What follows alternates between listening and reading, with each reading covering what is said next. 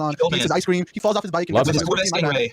yeah. Personally, I have nightmares about Dark Brandon. Personally, Do you? Yeah, I'm sure. I do like that. It's a stupid meme, but playing into like stupid mimetic energy energizes people in a way Democrats don't get. It's Democrats still seem to think like people get excited about like oh here's my proposal for like a Pell Grant. Here's my like 12-step means tested. Look at how much better the economy will be, dude. Americans don't give a shit about the economy. The average They learn from mimetics, just like you said. Yeah, the average American has the intelligence of like a sea cucumber. They're nothing. Okay? You give people narratives. Do good. Don't get me wrong. Do good policy wise, but you have to give people a narrative to sell it, not just like oh here are some numbers that show things have gone up. Well, I think that a lot of politicians get caught in like the local, county-wide, statewide elections where it seems like GOTV network and following your advisors works, but when they do get to the federal stage and all of a sudden the eyes of the nation are on them, that contrivedness kind of starts disappearing, right? Because on local elections, like when was the last time anyone were listening voted in the county election, right? 10%, 9% of people do that overall, whereas for the federal election it's 50. So within those standards, it could be that listening to your advisors actually works. And once you start getting into the federal elections, it starts kind of falling apart. As Bosch was saying, you got to move their hearts. Yeah, well, it's like anything. It's that your advisors are going to be right a lot of the time, but you have to know when they're not right, and you have to be willing to do the right thing instead. It's just there's a level of like political intuition. Like say what you want about Trump, but that guy's political. I mean, he was a reality TV star forever. Like he just knows how to play to a crowd and knows how to play to a camera. And he knows how to make a lot of fake stuff too. And he's also a walking meme. He didn't have to try. Like he just yeah. The political intuition may work in some environments, but not others. Like the messaging that gets you ahead in like a Clinton era is not the messaging that gets you ahead in a Trump era.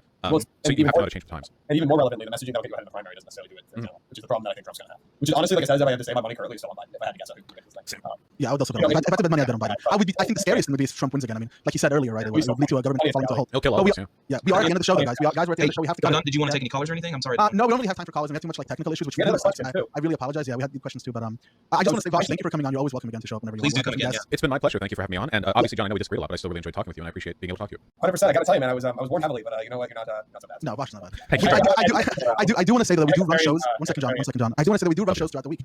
Tomorrow, John has an interview, right? With Brian Kaplan. He's a more right-wing market economist. So me and Vosh.